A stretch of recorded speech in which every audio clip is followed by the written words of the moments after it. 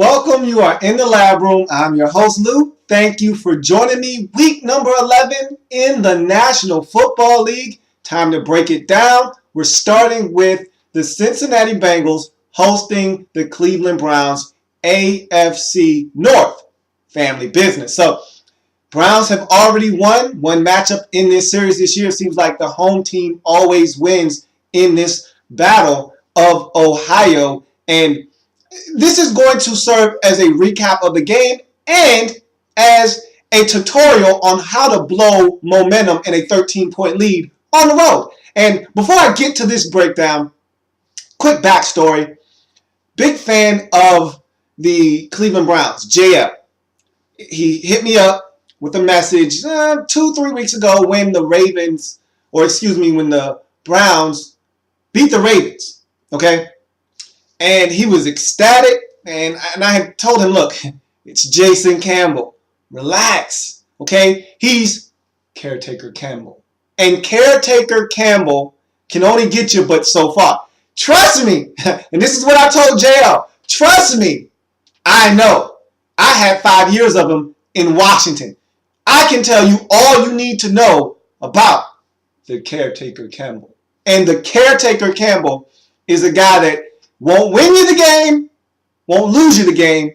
If you play well enough on defense and special teams, he'll give you a shot. But if you're asking for him to go out and make plays and win you a football game, you're barking up the wrong tree. So I tried to explain that to him in the simplest terms, but you know how fans are. They don't want to hear anything else other than what they want to hear. And so he was excited about the win versus the Ravens, as he should have been. And he said, hey, if Campbell can throw touchdown passes versus the Chiefs and the Ravens defenses, we can win games. We're going to go to the playoffs. And I said, stop right there, okay? Did you beat the Chiefs? No. You did beat the Ravens. Great. But guess what? You're not going to beat good teams. And the Ravens, last time I checked, newsflash, not going to make it to the playoffs this year. And they're not a very good football team. So what I'm trying to tell you is when you play good teams like the Cincinnati Bengals in Cincinnati, you're not going to win. Here's why. Time for the quick breakdown of this football game. Not going to take very long. So this is in a nutshell what happened in this football game. Okay? 2 Joe Hayden picks early, and that guy is a baller.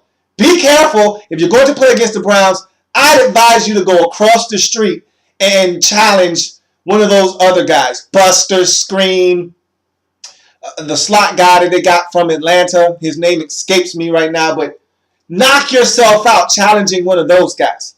Stay away from Mr. Hayden, okay? That guy's dangerous. Anyway, Andy Dalton, who I'll get to in a second, decided that he was going to go barking up Mr. Hayden Street. Bad move. That's bad news, Andy. He picks off the first one, takes it deep into Cincinnati Bengals territory.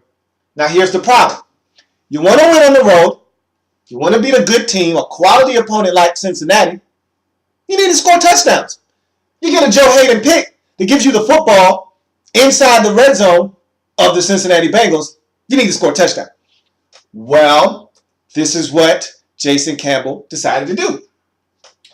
He misses a wide open Jordan Cameron in the end zone. Okay, rolls out, is looking for a target. I don't know how else he could have missed him other than maybe he was looking at somebody else. But I tell you what, when you're rolling out and your primary read is that guy and he's wide open, how do you miss him?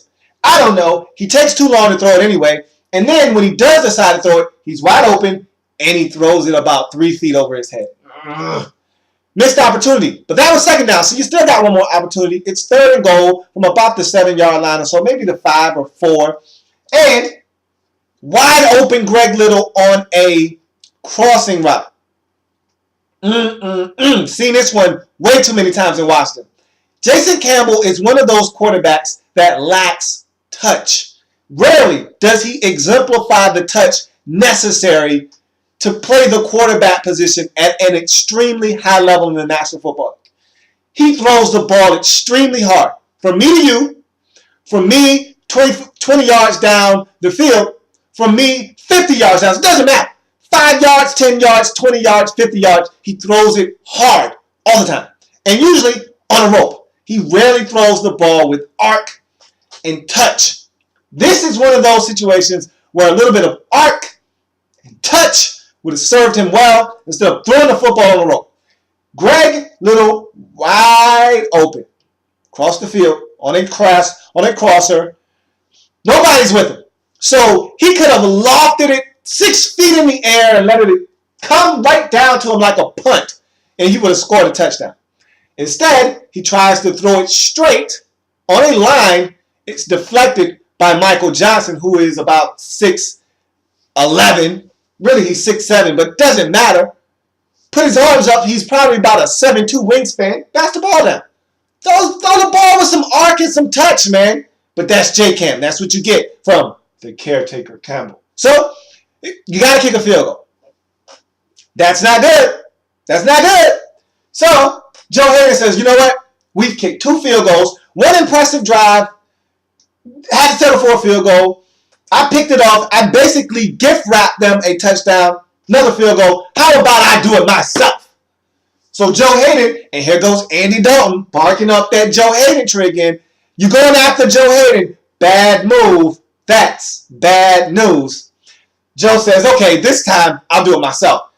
Picks it off, takes it to the house. 13-0. Now look, this could be 17-0. This could possibly be 21-0. Okay, it's 13. That's a really solid number for a solid Cleveland Browns defense. And you got Andy Dalton rattled. Let's see what you do with it. So 2 Haden interceptions plus 1 impressive drive nets you 13 points. That's good, not great. Let's see how you respond. So, here goes the caretaker Campbell. Campbell picked off by James Harrison. This is the difference between good teams and great teams. Good teams, 2 interceptions deep into the territory. One actually goes for a touchdown, the other in the red zone of the opposing team. And an impressive drive that gets you close to the red zone on the fringe. Settle for a field goal, 13 points. So you're moving the football, you're getting turnovers, you're getting opportunities, 13 points. Okay? So 3 opportunities, 13 points. This is what great teams do. This is the separation in the league between the good teams, the average teams, and the great teams. Campbell picked off by James Harrison leads to a touchdown by Jermaine Gresham. It's 13-7. We're in the second quarter, mind you. All of the damage done, all of the momentum earned and built by the Cleveland Browns in the first quarter. We move on to the second quarter, and this is where things start to fall apart for the caretaker Campbell and the Cleveland Browns. Picked off by James Harrison, touchdown Jermaine Gresham, 7 unanswered points. Let's keep track here. Partially blocked punt, touchdown to Mohamed Sanu about 5 plays later, 14-13. Now Cincinnati leading for the first time in this game, 14 unanswered points. Blocked, and this one is totally blocked. No partially here. This one is absolutely absorbed. Blocked, scooped up and scored by Dye. 21-13. Cincinnati Bengals out in front. 21 unanswered points. Forced fumble. What a hit. You know, he's being held up by Gilberry. Whilst Gilberry has Chris Obadiah out in the flats, here comes Burfict, and he absolutely put a shoulder on that football, just the way you want to do it. And for all the penalties that he has and all of the mental breakdowns he has sometimes on the field, which is part of the reason why he was undrafted out of Arizona State, the guy's a talent. Burfict scoops and scores 28-13. More importantly, 28 unanswered points. Mind you, we're still in the second quarter. Then they tack on a field goal right before the half. 31 unanswered points by the Cincinnati Bengals. Good night, everybody. Drive home safely. You can go ahead and put this one on the board for the Cincinnati Bengals. That's how you blow a 13-point lead. That's how you destroy all the momentum you've built in a quarter's time. That's how you do it right there. So the game ends up 41-20. Bengals dominate at home like they're supposed to. Jason Campbell put together one of those performances that reminds you that he's Jason Campbell, the caretaker Campbell. And so, for my man JL, that's why Jason Campbell can't be your quarterback long term. Now, as a backup, he can come in, spell your guy for a week, maybe 2, maybe even 3 weeks if you want to get a little frisky. But that's why he's not a starter. 19 for 43 for maybe 200 yards and about 2 picks. Sounds like a Jason Campbell-like game to me. Anyway, that's why the Cleveland Browns need a quarterback in the 2014 NFL Draft. But that's for another day. That's another episode. The Browns go on the road and get destroyed by their intra-state rivals, the Cincinnati Bengals. Bengals go to 7-4 on the season. Browns drop to 4-6. That's a tough loss because if you win this game, you get back to 500 and you close that gap in the division to just one game between you and Cincinnati, and that would have meant you would have swept them this year in the season series. So that could have got a little dicey. But the Bengals said, hey, don't worry about any of that. We'll take care of it. We won't even have to worry about that come the end of the season. And they did that. Now let's talk about Andy Dalton for a second, because this is exactly why the Cincinnati Bengals won't be a Super Bowl contender right here. This guy, I want Andy Dalton to be good. I want the Red Rifle to step up and start sniping other teams' defenses. And I got false hope. I got a false sense of hope because on the road against Buffalo, he played well. Yeah, he made a turnover or 2, but he played well. He carved the Bills up when they had to have it. They won the football game. Okay. But the next week after that, his best performance to this point in his career on the road versus the Detroit Lions. You can't play the quarterback position much better than he did on that day. And they won in a tough environment on the road against a really solid Detroit Lions football team. I was singing Andy Dalton's praises that entire week, and I said, this is what the Bengals could be if Andy Dalton plays consistent football. And then he goes to Miami, stinks it up, you lose on Thursday Night Football, and then he comes home, and this happens. So, I don't know about Andy. I really don't know about Andy because he wasn't good in this game. I mean, everybody contribute, and that's what good teams do. You don't just put it all on one man's shoulders to get you a win. But as we know in this league, your quarterback has to be able to shoulder the burden in certain instances, put the team on his back, and get a win. And I don't think Andy Dalton can do that consistently. Now, this was a great team win. Special teams stepped up, defense stepped up, and Andy, look, this is what I'm saying, and this is the problem I have with Andy Dalton, okay? He throws the 2 picks to Hayden, all right? Those were egregious throws, especially the first one. I don't even know where he was throwing the football. Joe Hayden was in a zone. He threw it right to him, okay? The second one, that's one of those where you just tip your cap to Joe Hayden. The ball should have been on the outside. Ball placement was off, but it was still one heck of a play because Hayden had to go and take that football from A.J. Green, and that's exactly what he did, which is what really good, exceptionally good, really, really stellar corners in this league do. They go and make plays. Well, that was a play made by Joe Hayden, but still, bad throws by Andy Dalton. But then, in the same breath, this touchdown pass, the first one to get this score and start it for the Cincinnati Bengals to Jermaine Gresham, that corner route, you can't throw that football any better. It was like it was dropped out of the sky. Looked like the heavens opened up and the football fell into his hands. I mean, you couldn't have went and handed him the football any better. He breastfed him. That's a beautiful throw. So why do I get that on one play, but I get 2 interceptions in the same game to start the game up? What if this was a really good football team? Yeah. What if this was the Denver Broncos? You can't spot them those kind of turnovers and expect to win, do you? What if this was the Kansas City Chiefs? You give them 13 points? Hell, that's lethal.